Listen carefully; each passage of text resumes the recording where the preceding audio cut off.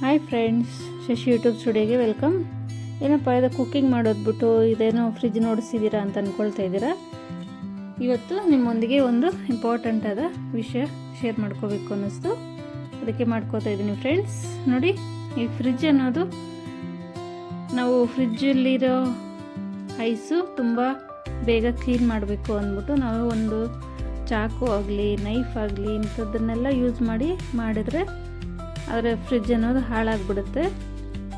ನೋಡಿರಿ, ಫ್ರಿಜ್ಜು ಅಲ್ಲೇ ಕೊಟ್ಟಿರ್ತಾರೆ do not use any knife ಚಾಕು ಅಂತೇಳಿ. ಅದನ್ನು ನಾವು ನೋಡಿದ್ರೂ ಸ್ವಲ್ಪ ಬೇಗ ಫ್ರಿಜ್ ಅನ್ನೋದು ಐಸ್ ಫ್ರೀಸ್ ಆಗಿದೆ, ಅದನ್ನು ಬೇಗ ತೆಗೆದ್ಬಿಡೋಣ, ಕ್ಲೀನ್ ಆಗಿಬಿಡಲಿ ಫ್ರಿಜ್ಜು ಅಂಥೇಳಿ ನಾವು ರೆಡಿ ಮಾಡೋಕ್ಕೆ ಹೋದ್ವಿ. ಅದು ನೋಡಿದ್ರೆ ನೈಫಿಂದ ಫ್ರಿಜ್ ಅನ್ನೋ ಬಾಕ್ಸ್ಗೆ ಡ್ಯಾಮೇಜ್ ಆಗಿ ಅದು ಫ್ರಿಜ್ಜು ಕೂಲಿಂಗೇ ಆಗ್ತಿರಲಿಲ್ಲ. ಹಾಗಾಗಿ ಅವ್ರನ್ನ ಕರೆಸಿ ನೋಡಿಸಿದ್ದಕ್ಕೆ ಆ ಫ್ರಿಜ್ ಬಾಕ್ಸ್ ಡ್ಯಾಮೇಜ್ ಆಗಿದೆ ಮೇಡಮ್, ರಿಮೂವ್ ಮಾಡಬೇಕು, ಹೊಸದು ತಂದು ಹಾಕ್ತೀವಿ ಅಂತ ಹೇಳಿ ಅದನ್ನು ರಿಮೂವ್ ಮಾಡಿಕೊಂಡು ತೊಗೊಂಡೋದ್ರು ಫ್ರೆಂಡ್ಸ್.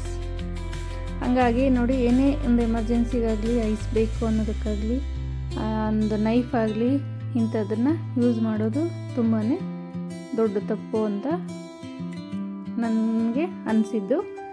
ಇದನ್ನು ನಿಮ್ಮೊಟ್ಟಿಗೆ ಶೇರ್ ಮಾಡ್ಕೋಬೇಕು ಅನ್ನಿಸ್ತು, ಶೇರ್ ಮಾಡ್ಕೊಂಡಿದ್ದೀನಿ. ನೋಡಿ, ಆ ಬಾಕ್ಸನ್ನೇ ರಿಮೂವ್ ಮಾಡಿ ಹೊಸ ಬಾಕ್ಸನ್ನು ತಂದು ಹಾಕ್ತಾರೆ.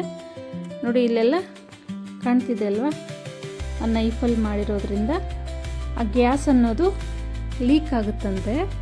ಗ್ಯಾಸ್ ಎಲ್ಲ ಅಲ್ಲೇ ಖಾಲಿ ಆಗಿಬಿಟ್ಟು ನೋಡಿ ಅಲ್ಲೆಲ್ಲ ನೀರೆಲ್ಲ ತುಂಬ್ಕೊಂಡಿರುತ್ತಂತೆ. ಹಾಗಾಗಿ ಕೂಲಿಂಗ್ ಆಗ್ತಿರಲಿಲ್ಲ. ಹಾಗಾಗಿ ಅವರನ್ನು ಕರೆಸಿ ಫ್ರಿಜ್ ಅನ್ನೋದು ರೆಡಿ ಮಾಡಿಸ್ಬೇಕಾಯಿತು ಫ್ರೆಂಡ್ಸ್. ಶೇರ್ ಮಾಡಿ, ಲೈಕ್ ಮಾಡಿ, ಸಬ್ಸ್ಕ್ರೈಬ್ ಮಾಡಿ. Thank you.